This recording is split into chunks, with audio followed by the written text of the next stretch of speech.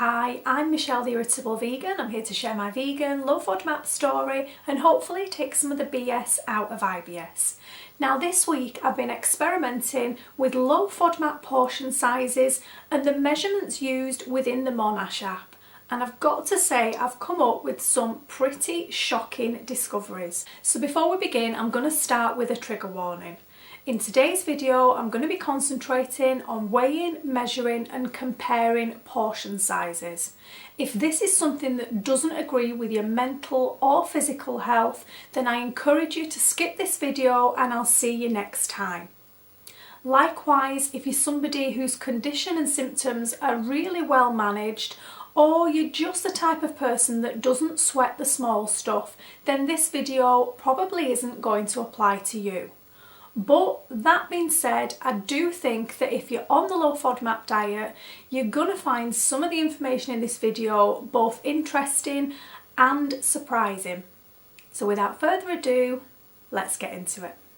So let's begin by going right back to basics. Now when we talk in terms of recipes and food quantities, there are three main ways that we can measure ingredients. By mass, which is commonly known as the weight of an object, for example 50 grams of flour. By volume, which refers to the amount of space a solid or a liquid takes up within an enclosed container, for example a quarter of a cup of lentils. And also by count, which refers to the numerical value of the amount of objects in front of us, such as 1 tomato or 1 avocado. And all of these measurements are used in the Monash app to define a portion of food and assign it a value of being low, moderate or high in FODMAPs. So correct me if I'm wrong, but I believe within the Monash app every portion of food is given a metric weight value in grams, and then alongside that is also given either a volume or count value. And that seems to differ depending on the most obvious or simplest way to measure each individual food. So Michelle, thanks for the physics lesson, but why should we care? Well, based on my highly scientific experiments, it seems as though the difference between using weight, volume or count to measure your low FODMAP portions can be really quite significant, which you may find quite surprising based on the fact that the first two phases of the low FODMAP diet are really dependent on you getting your FODMAP portions right. So if that's the case and there are discrepancies, then why are we even given the option of using different ways to measure our portions? Well, I'm not privy to the internal workings of the mega minds at Monash, but I'm going to hazard a guess to say that in order to accurately calculate the levels of FODMAPs in foods within a laboratory setting and be able to replicate that time and time again, those calculations are more likely to be based on weight rather than volume. So this is great news for us Brits and the rest of the world that's already on board with the metric system for weight, which is grams, kilograms, millilitres, litres and degrees Celsius. Most of us probably already own a metric weighing scale right within our kitchen and we're familiar of using this method to measure foods. But as Monash are an Australian institute, they'll be all too aware of the fact that many Australians and Americans are much more familiar and much more comfortable with using a volume measuring system, such as using cups. So to make the app much more user-friendly for all, they try to include both measurements wherever possible. But if these things are rigorously tested within a laboratory setting, then why are there even discrepancies between the three measurements? Surely Monash must have cross-referenced their weight measures with their volume and count measures to give us an accurate answer. And I've no doubt that Monash did make these comparisons time and time again in order to be able to come up with an average answer. But as we'll see, the Monash averages can sometimes be way off. So as a non-scientist, some of the layperson ways that I would assume that discrepancies can occur is due to the fact that Monash have made their comparisons and measurements based on their tablespoon and cup sizes, which differ from country to country, and also when testing each individual portion of food, they've done it from a selection of the most average sized portion available to them at the time of testing, which we all know when we're dealing with fresh fruit and vegetables can differ dramatically from country of origin, season, variety, and several other factors. And another factor that anyone familiar with following a recipe will know is that some ingredients are much more suited to being weighed, such as flour or sugar when baking, or bulky or misshapen items that wouldn't fit well within a container. And other things are much more easily measured by volume in cups, such as things like lentils or oats, which can be easily levelled off, packed into the cup with minimal wasted space around the ingredients. And then there's yet other ingredients which have a very uniform size and shape, such as almonds, which can easily be measured by count. So enough of the science. How does all this translate into low FODMAP portions? Well, in addition to the differences between volume measurements, which I was already aware of and I'll discuss in more detail in a second, I also discovered that there can be dramatic differences between portion sizes that have been measured by weight versus volume versus count. Now, you're likely to be aware that Monash, as an Australian institute, uses Australian tablespoons, which measure to 20 mils, unlike the majority of the rest of the world, which considers a tablespoon to be 15 mils. So not only is it important to know what size spoons you're using, but it generally means that if you're measuring throughout most of the world and using a regular 15 ml tablespoon, you can afford to be a little bit more generous with your tablespoon portions as defined by the Monash app, because they're referring to 20 mils rather than 15. You may also be aware that a standard international metric measuring cup here in the UK and in many parts of the world measures to 250 mils, whereas in the US, a legal metric measuring cup, the type that would normally be used within nutritional labelling, is usually measured to 240 mils. And a standard American cup, the type that would be used in most homes and kitchens throughout the US, measures to a really random measurement of 236.588 mils. And a while back, I also remember reading an article, I think it was produced by Monash, which mentioned that Australian cups are even bigger. But please don't quote me on that because I can't seem to find that information anywhere anymore. So in addition to all of these differences, which I was already aware existed, I also found some surprising and maybe not so surprising discoveries regarding weight versus volume that could potentially have a big impact on your low FODMAP diet. So possibly the least surprising discovery I made is that a count measurement has the potential to be the least accurate. And I think that's fairly obvious given the fact that we're all aware of the vast differences in size and shape between individual ingredients, particularly when it comes to fresh fruit and vegetables.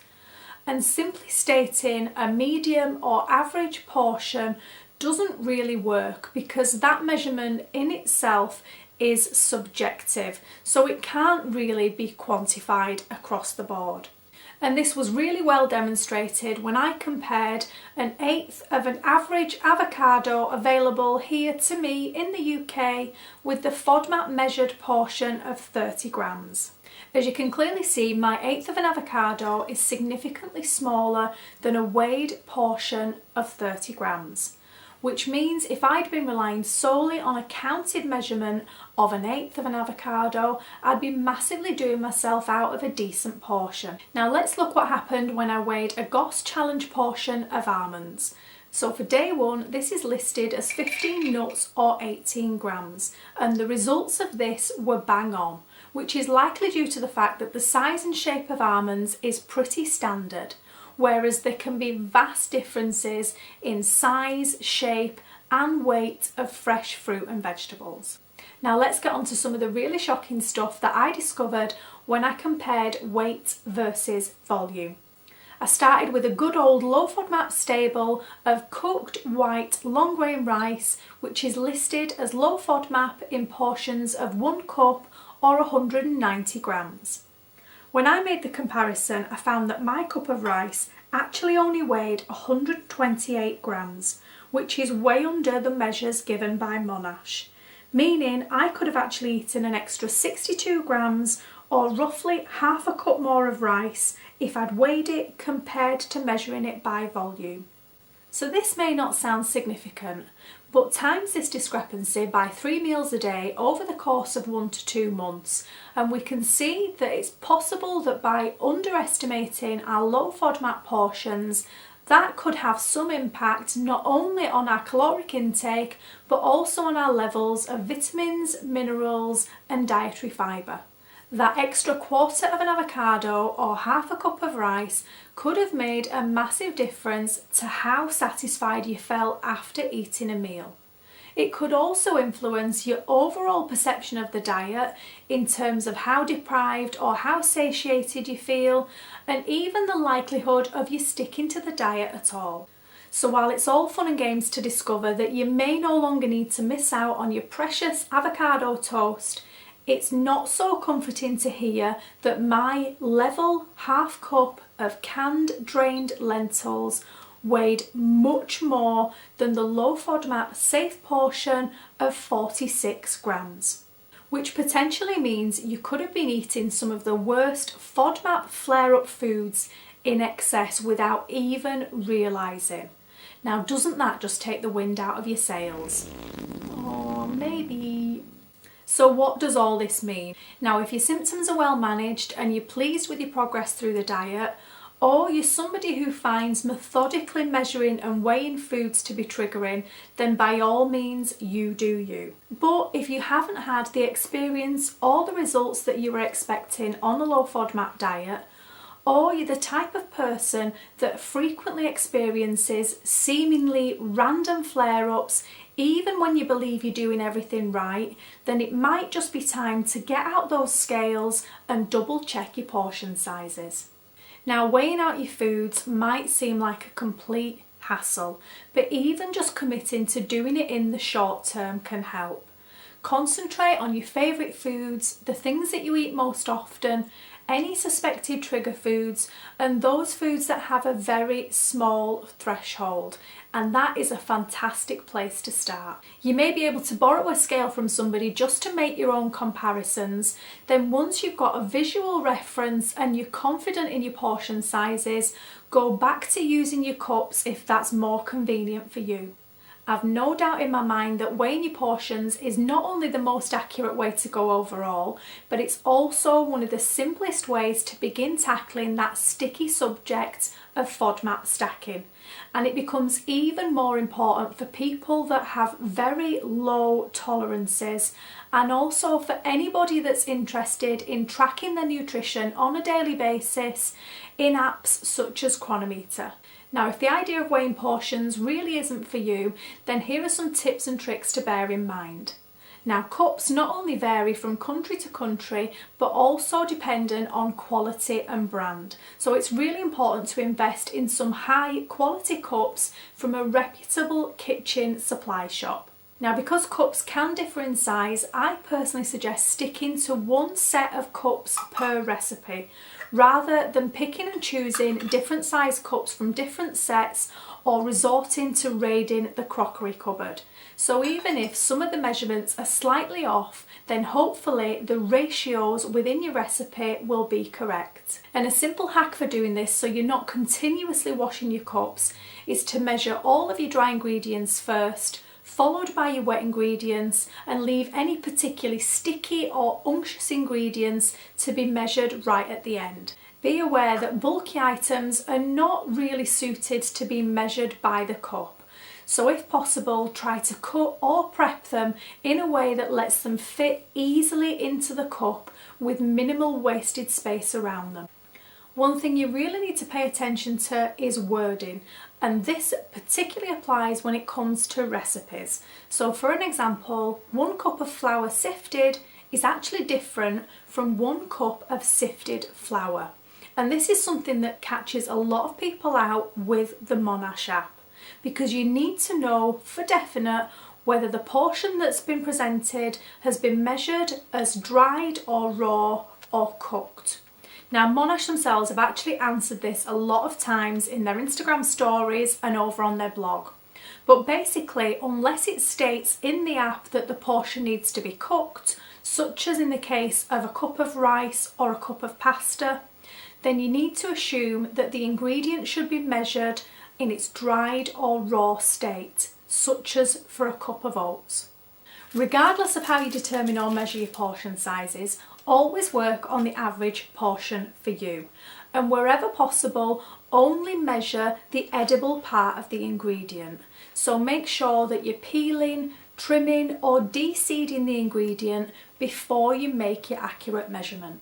I'd love to hear in the comments below your preferred method for measuring and whether or not you've come across any shocking or surprising discrepancies throughout your low FODMAP journey. If you've enjoyed this video, it's really helpful to me if you give me a thumbs up and also subscribe for more. As always, thanks so much for watching, and I'll speak to you soon. Bye!